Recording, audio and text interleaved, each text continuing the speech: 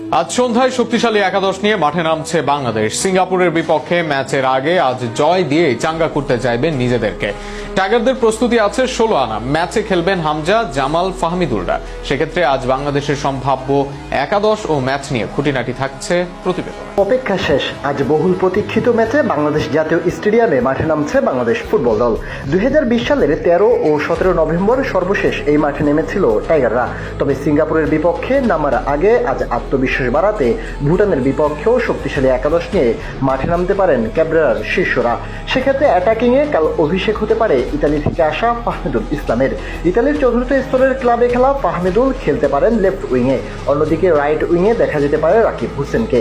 তবে আলামিনকে না খেলালে রাইট উইংয়ে ইমনকে দিয়ে নম্বর 9-এ রাকিবকে দেখা যেতে পারে, যদিও এই স্থানের জন্য আলামিনই আছেন এগিয়ে। সুমিত সোম না আসলেও দুর্দান্ত মিডফিল্ড নিয়ে মাঠে নামার সুযোগ পাচ্ছে বাংলাদেশ। ইতিমধ্যে দলের সাথে যুক্ত হয়েছে হামজা চৌধুরী। হামজা চৌধুরীকে সেন্টার মিডে দিয়ে এক পাশে খেলতে পারেন মুরসালিন অথবা কাজিম শাহ, অন্য পাশে হৃদয় কিংবা জামাল ভুঁইয়া থাকবেন একাদশে। তবে মিডের জন্য সবচেয়ে এগিয়ে আছেন হামজা, হৃদয়, জামাল ত্রয়ী।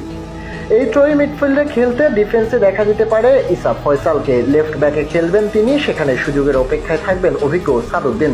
তবে সাদের ছোট ভাই তাজ উদ্দিনকে রাইট ব্যাকে দেখা অনেকটাই নিশ্চিত।